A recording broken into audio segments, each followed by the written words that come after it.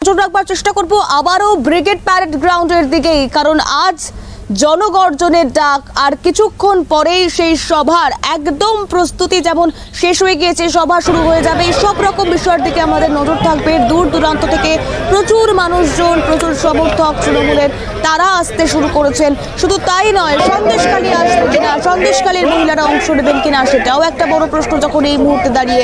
তখন এই মুহূর্তে ব্রিগেড প্যারেড গ্রাউন্ডের ঠিক কি ছবি, জনগর্জন সভা স্থলের ঠিক কি ছবি, আরও একবার সরাসরি সেদিকে নজর রাখবার চেষ্টা করব। বিপ্লব আমাদের প্রতিনিধি রয়েছেন আমাদের সঙ্গে সরাসরি। বিপ্লব, কি পরিস্থিতি এই মুহূর্তে সেখানকার?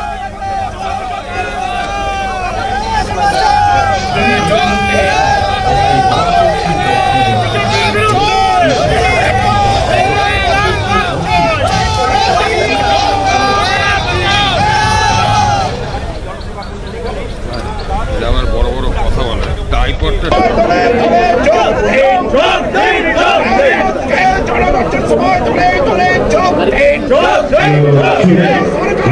বিপ্লব, শোনা যাচ্ছে কি পরিস্থিতি এই মুহূর্তে জনগর্জন সভাস্থলের?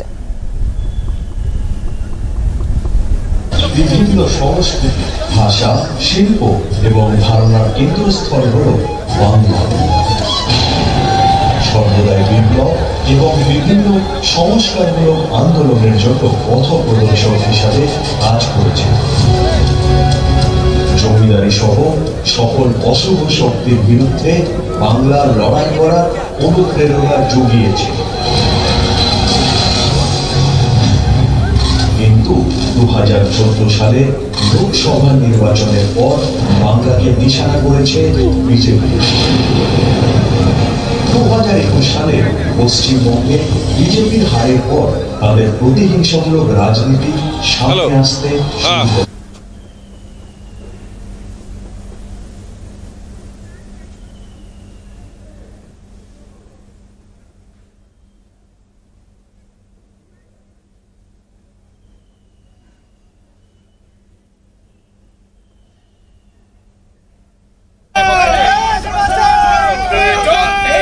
প্রায় 35 মিনিট এবং এই 9টা এখনই কিন্তু আমরা দেখছি যে জনগর্জন যে সভা তৃণমূলের ডাকে ব্রিগেডে, সেই জনগর্জনের সবাই কিন্তু রীতিমতো ভিড়ে থই থই করছে। প্রচুর মানুষ কিন্তু আসতে শুরু করেছেন। আমরা আগের দিনই কিন্তু উত্তরবঙ্গ থেকে বহু মানুষ চলে এসেছেন ও কাতারে কাতারে লোক আসছেন।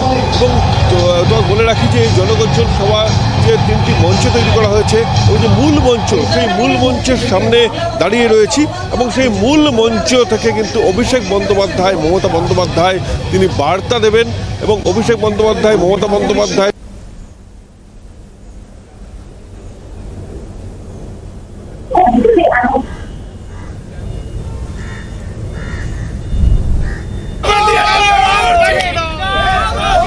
একেবারে বিপ্লব, যে ছবির সামনে আসছে তাতে যে ছবির দিকে আমরা নজর রাখবার চেষ্টা করছি, এই মুহূর্তে জনগর্জন সভার ডাক এবং তাতেই প্রচুর সংখ্যক মানুষজন